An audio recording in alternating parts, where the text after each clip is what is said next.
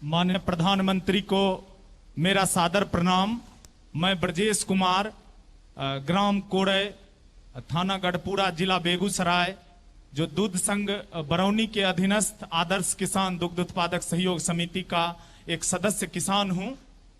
हमारे पास 20 छोटे बड़े पशु हैं, जिसमें 2 मुर्राह नस्ल की भैंसें हैं, बाकी विभिन्न नस्लों की गाय हैं। उसमें एक हमारे बिहार की मूल नस्ल बछौर की गाय और 2 उसके बछड़े भी हैं। ब्रजेश जी, आप पढ़ाई लिखाई की या बस ऐसे ही पशुओं की सेवा में लग गए? सर, हमने पढ़ाई की है। मैं ISM धनबाद से diploma in electronics and telecommunication की पढ़ाई की। उसके बाद हम दिल्ली हाई टेक्नोलॉजी सॉल्यूशन से एम्बेडेड सिस्टम डिजाइनिंग की भी पढ़ाई प्राप्त की है। अरे वाह, आपके पास तो काफी कुछ ज्ञान भी है और उसमें भी टेक्नोलॉजी का ज्ञान है। आपने पढ़ाई की है और उसके बाद भी आपने इस क्षेत्र को चुना है। देखिए, यही चीजें देश में प्रेरणा देने वाली है। तो खेती, किसानी और पशुपालन के इस काम में आपका मन लग रहा है, या आपको लगता है कि नहीं ये तो ठीक है, अभी टेम्पररी कर रहा हूं, कुछ और करूंगा, ऐसा मन करता है क्या? सर, पढ़ाई के उपरांत मैं CBSE के लिए काम करता था। उसके लिए सॉफ्टवेयर डिजाइन करता था कंटिन्यूअस कॉम्प्रिहेंसिव इवैल्यूएशन का 2012-13 में। 13 के जुलाई में मैं गांव वापस आया और हमने कहा कि मैं पशुपालन करूंगा, और मुझे गांव समाज का बड़ा विरोध झेलना पड़ा, लेकिन मैं दृढ़ इच्छा शक्ति के साथ उसमें लगा रहा। और आज मैं गर्व से कहता हूं सर कि मैं वो ऋषि पुत्र कृषक हूं, जिसके उगाए गए अनाज से हमारे हिंदू सनातन धर्म में ठाकुर जी के भी भोग लगते हैं। वाह वाह। और अगर इतने महत्वपूर्ण उत्पाद के उत्पादक अपने आप को दीनहीन महसूस करेंगे तो फिर हमारा देश विकास नहीं कर सकता। इसलिए गर्व से हम कहते हैं कि हम पशुपालक किसान हैं। ब्रजेश जी, मुझे आपके शब्द सुनकर के मुझे खुद को ही प्रेरणा मिल रही है। हमारे देश का गर्व है कि ब्रजेश जी जैसे आत्मविश्वास से भरे हुए और क्लियर विजन वाले नौजवान अपने ज्ञान का और क्षेत्रों में कैसे उपयोग हो, इस प्रकार का कमिटमेंट रखने वाले नौजवान। ब्रजेश, मैं सच बताता हूं, आपकी आधी मिनट आपने ली, लेकिन मुझे इंप्रेस कर दिया। देखिए, गांव में रहकर अपने घर पर ही ये जो काम कर रहे हैं, उसे कितनी आमदनी हो जाती है, कितनी बचत हो जाती है, ये तो शायद आप हिसाब किताब नहीं लगाते होंगे, लेकिन आपका कमिटमेंट है इसलिए करते होंगे। लेकिन फिर भी मैं जानना चाहूंगा कि क्या स्थिति होती है। सर, हिसाब किताब लगाते हैं।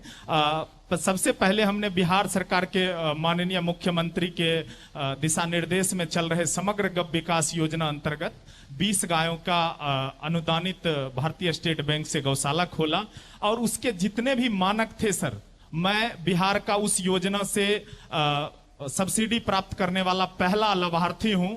ये गौरव मुझे प्राप्त है। और उस योजना के जितने भी सर साधन थे, वर्मी कंपोस्ट, गोबर gas plant, milking machine, Bihar का मैं पहला मिल्किंग मशीन भी 2013 में पंजाब से खरीद के लाया सर।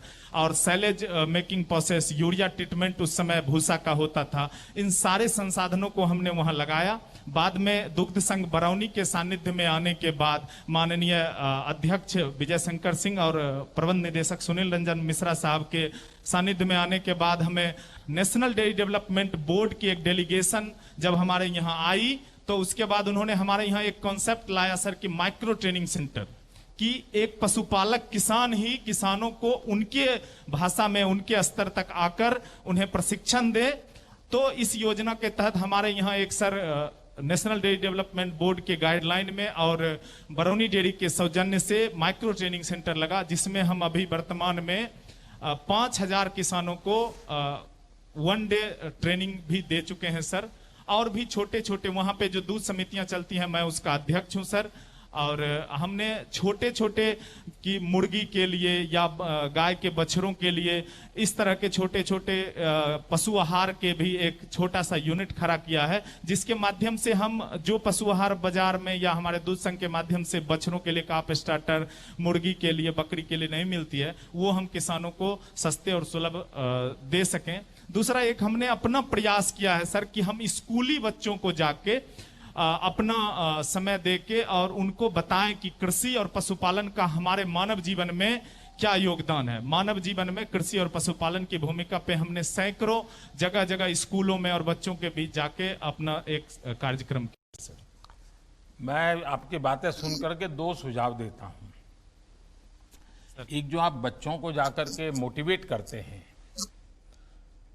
और आप टेक्नोलॉजी से जुड़े हुए, क्यों ना आप अपनी एक ऐप बनाएं, जिस ऐप में एक 10-12 मिनट का हर हफ्ते में 2 बार एक बच्चों को समझ आए पशुपालन का, खेती का, टेक्नोलॉजी का, ऐसे छोटे छोटे छोटे विषय आप उनको ऑनलाइन पढ़ाएं।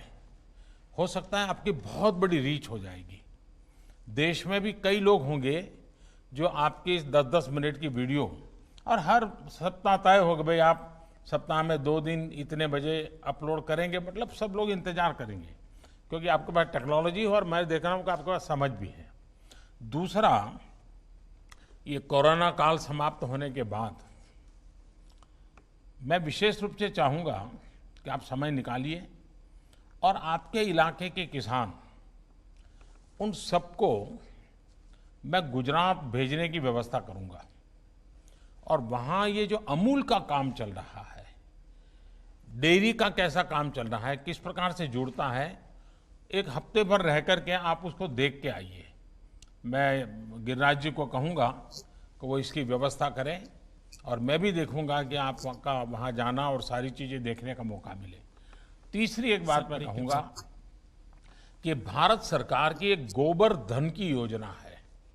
जैसे आप गोबर गैस का प्लांट चला रहे हैं, लेकिन 40-50 गांवों का संयुक्त, फिर लोग अपने यहाँ पुराने जो बूढ़े पशु हैं उनको छोड़ नहीं देंगे, रखेंगे, क्योंकि उसके जो वेस्ट हैं आज उसकी की कीमत मिलती है। और आप एक बहुत बड़ी मात्रा में ऊर्जा का केंद्र बना सकते हैं। तो गोवर्धन योजना जो भारत सरकार की है, उसका भी फायदा लेने की दिशा में आप जरूर सोचिए। मैं गिरिराज जी को बताऊंगा कि वो आपके संपर्क में रह करके, क्योंकि आपने बड़ा रिवॉल्यूशनरी कदम उठाए हैं और एक दीर्घ दृष्टि के साथ कदम उठाया, ऐसा मैं अनुभव कर रहा हूँ।